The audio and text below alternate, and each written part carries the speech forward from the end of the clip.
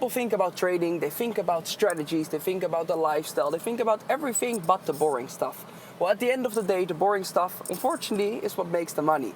Now, one of the things that the boring stuff has is risk management. Risk management is one of the most overlooked things in trading, and in this video, I'm going to give you my 12 risk management rules that you need and that I need in order to make my strategy actually work.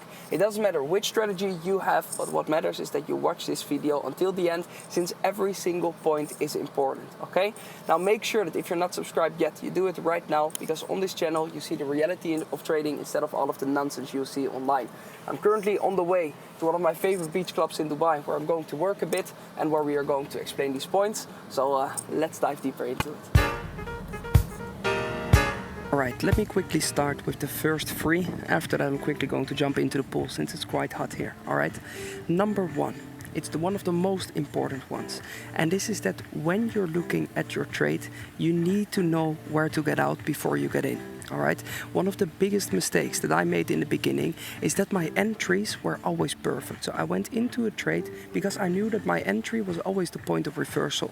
But then I always had the problem that I didn't know where to exit. Okay, so I would always be inside of a trade and then I would see, okay, boom, I'm in some profit now. But at the end of the day, I didn't know where to take profit. This is when I made the simple rule, know where you get out before you get in.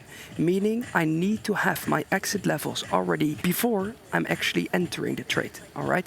One of the reasons why I do this is because when you are inside of the trade, you cannot think objectively anymore. You only think with emotion because now there's money involved. The moment before the trade is the last moment you can think objectively about the trade. So that's number one.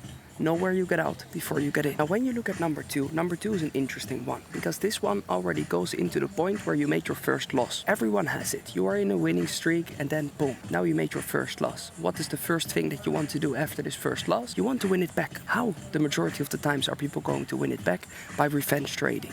They're hiring up the leverage, they're hiring up the position size, and they want to try to get it back, all right? The casino effect, basically.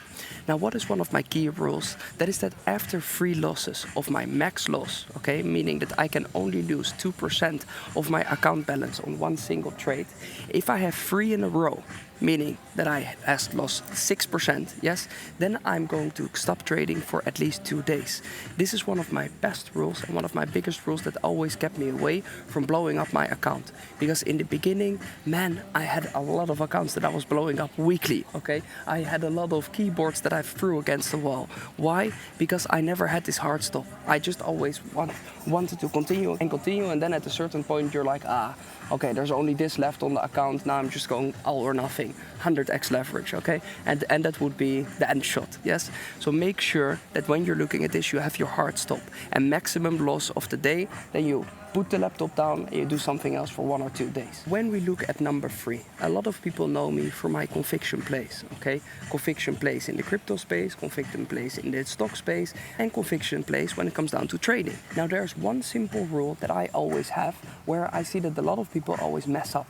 And this is when you're looking at their conviction plays, they're always going to higher up the size, yes? So they think, okay, in this one I really believe, in this trade I really believe, so in this one I'm going with double the size. One of the biggest problems with this is that you completely ignore the fact that trading is a probability game. And at the end of the day, even if you're right 6 out of 10 times, you should be highly profitable if the risk management is right, okay? But this would mean that 4 times, okay, you would have a loss where you did everything perfectly. Now, this is the curse of trading, where sometimes you get paid even where the market was completely wrong, so where your setup was wrong, and sometimes you don't get paid while the market or your setup was perfect, okay?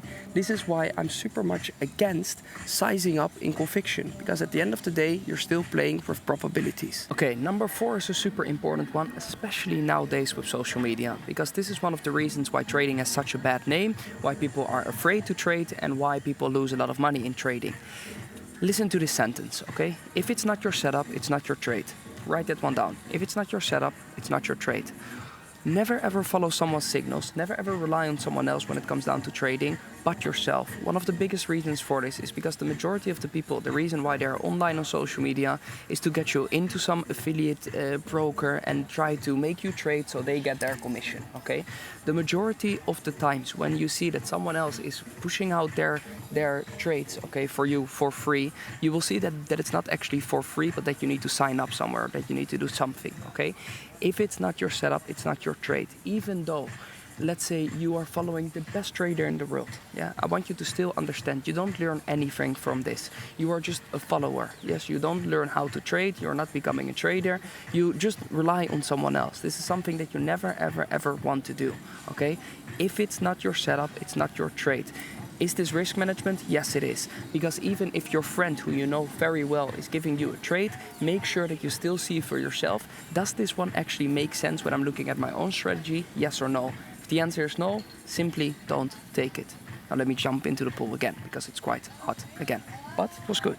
We are going to take a look at number 5. It's a controversial one, because a lot of people don't like to hear this. But for me it works, okay? And this is that news confirms, okay? I don't trade the news, it confirms my trade. What I mean with this is when Bitcoin was at 123k, I shorted it, all right? It was not because of a news event, it was not because of something else than the charts, all right? After it broke down, yes, then the news came out that there were things happening in the markets. During the short, the war started and all of the things happened, okay? I want you to understand that every single time news should confirm and you should already see on the chart what you should actually want to trade. What I want you to understand is every single time when there's a news article put out, it is put out on purpose, okay? The majority of the times just to manipulate the market. That's something you have to accept, all right? Accept as well that you're not in that room where that decision is made, but you can already see the moves that they are making on the chart. So this is why I say money talks and charts translate. I'm going to quickly eat something and then we'll go on to the next point. Let's take a look at number 6. A lot of people, they don't like the news, right? What they like even less is that the market is always right and we are wrong. This is something that is the most awful in trading, but it is the reality. Sometimes the market moves into an opposite direction and you got a loss. And now you try to blame it on the market. The big institutions are getting me. Listen, the more you make a boogeyman out of the markets, it's the more the market will treat you like it, okay? Just accept it. At the end of the day, your thesis just didn't play out. That's it. It's not that the market is wrong. It's just that your thesis this time, it didn't play out. It is what it is. Never, ever, ever create a boogeyman from the markets. This is something that I always did in the beginning. I always tried to blame the market. Well, at the end of the day, I am playing the markets, okay? That's it. I'm playing the game of the markets and I need to accept the rules of the market. The market is never wrong.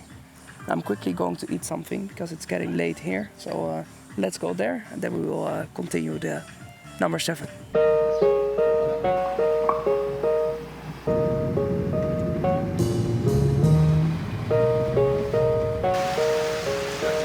Number 7. I'm currently at that place that I was talking about.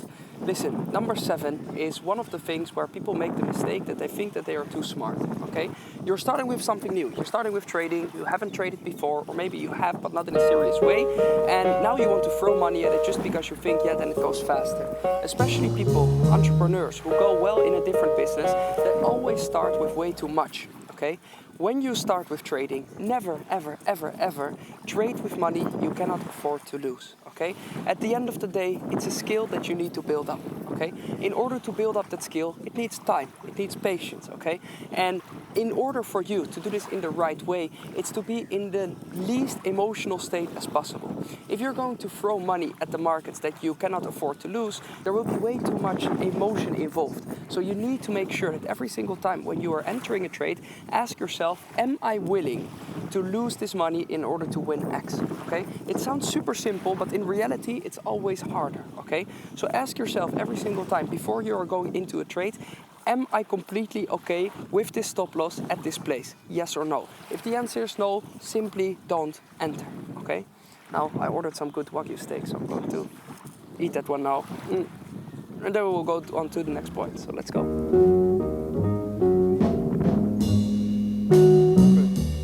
Right, so we're back now in the office.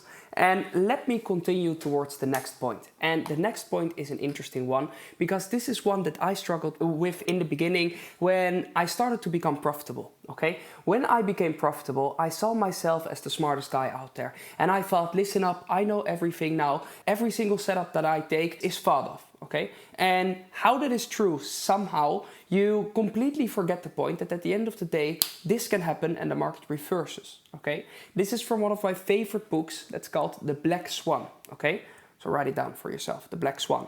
When I'm looking at this book, what really made the shift for me is that every single time now when I enter a trade, I keep in my mind that right now something can happen in the world, okay? And that even though how good the setup may look, this can happen and the trade becomes invalid. So this means that I cannot be loose in the triggers that I use, okay? So for myself, I have a super simple strategy. By the way, if you don't know my strategy yet, there's literally a free school below that you can go to and then you can see what kind of strategy I trade. Now, I have super simple and clear triggers that tell me where I need to go in, okay? They consist of 5 triggers. In the beginning, I would say, hey, I see 3 triggers, I know what I'm doing, and I become a bit loose on my strategy itself. What this book taught me is that at the end of the day, it doesn't matter how good you feel, it doesn't matter how smart you feel, at the end of the day, you have a strategy for a reason, okay? And this reason is that you want to minimize the risk as much as possible.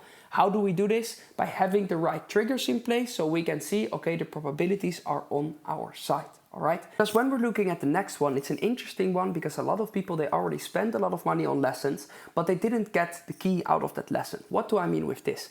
In the beginning, I was always just putting money into trades. I saw, okay, it's a loss, boom, on to the next one. Go into a trade, boom, loss, on to the next one. What the biggest problem here is that I'm throwing money at the markets and I'm not getting anything in return from it because it's a loss. Well, if you view it from that way, yes, then you get nothing in return. But at the end of the day, how you need to start viewing it is, hey, you just paid for some data there where you can improve your system from. So you can see, why was this actually a loss? Was it because I didn't stick to my 5 triggers? Was it because I became emotional during the trade? What is the reason for the loss? Now, what you need to do and what you have to understand is that every single trade that you take needs to become part of your study as well. You need to look after it and see, okay, why did this go a certain way? One of the biggest mistakes that you can make is just taking a trade and never looking back at that trade anymore. Take the trade, analyze the trade, extract as much lessons as possible from that trade, and then you'll go on to the next. If you don't do this, you're basically just leaving money on the table, and that is something that as a trader, you shouldn't do. And for number 10, I might have one of the most relatable ones. And this is where you call yourself an idiot after a loss. Okay, this is a phase that everyone goes through, especially in the beginning, where you took a trade, it went wrong, and now you just feel dumb. You see that everything went well, you see that at the end of the day you listen to all of the triggers, but it still doesn't work for you. Now, this is the biggest problem with trading. Like I mentioned in one of the previous points, in trading, sometimes you will have it that a bad trade makes money and a good trade loses money, all right? What is maybe the worst thing that you can do is that you're going to define your skill from just one trade. Understand that when you're looking at trading, it's not about that one-hit wonder, but it's about how consistent can you be in trading. I would never, ever define myself a good or a bad trader after one trade or after one performance. I want to see, how did I perform in this quarter? How did I perform in this month? Rather than how did I perform in the previous trade? And just base my entire thesis on this. Make sure that when you're looking at your trading, that you ask yourself, okay, what did I do here? Okay, and what made this a good trade? Yes, and what made this a bad trade? Not I am a bad trader just because of this trade. At the end of the month, you're going to sit down and realize, okay, how many trades did I actually take this month? What is the win rate and how can I go further from here? Rather than changing everything just after one loss or after one win. Now, let's head into the last 2 points. Now, for the last 2 points, I quickly went to the other side of my house because I wanted to take this book and I want to show you Your Money or Your Life. It's a pretty interesting book, but it's more about the concept of the book. The majority of the times when you're looking at trading, you desensitize a bit from money because you do think it's just online. I see all of these tokens now. Who actually cares? I can just lose it and it doesn't feel like a big change of my life. When I'm looking at myself, I lost more than $2.4 million in one day. Okay, in trading. I can tell you one thing. The moment when I lost that money, my entire concept towards money, it just shifted. And it shifted towards the point where I said to myself, listen, you need to treat your money right or it will find a new owner. And that's exactly what I had. Now, one of the key lessons that I want to give at point 11 is make sure that when you're looking at trading, trade to survive. What do I mean with this? Every single time when you go into a trade, make sure that you will be able to trade the next one as well. What do I mean with this? When I was looking at myself, I made this idiot dumb mistake to go in a position with the majority of the things that I had, okay? So with around 90%, it was just in one position. I lost that position, and that made it almost impossible back then to actually step up the game and do the same thing over again. Why? Because I lost almost everything. Now this is the thing, my relationship with money was gone. I didn't see it as real money, I just saw there's some fucking tokens, and this is the reason why I lost it. I lost complete respect for my money. Now this is why one of these books really helped me. It's called, again, Your Money or Your Life, where it basically shows you the concept of what money actually is and how you need to take care of it. And especially with trading, this is such an important concept, okay? Trade to survive. Make sure that when you're looking at this trade that you're going to take right now, that it doesn't affect your upcoming trade in a drastic way, okay? It needs to be the same sample size. Again, that for me was one of the most important ones. So I would argue that the last one is one of the reasons why I became big on my social media, and that is that I never have a bias, okay? And when I'm going into a trade, I want to make sure that I don't trade with a bias. And for the majority of the people, this is the reason why they keep being in these losing streaks. It's because they think, okay, I want the bull market, I want the bull market, or I want the bear market. And they are just trying to manifest this without listening to the actual market itself. What the biggest problem with this is that you don't see the opportunities anymore towards the other side. What I want you to understand is, as a trader, we have one big blessing. And that is that we can trade both sides. When you're looking at investors, it's different, okay? An investor needs to hope for a bull market so his investment can go up. As a trader, we do something differently. We can short the market, so when the market goes down, and we can long the market when the market goes up.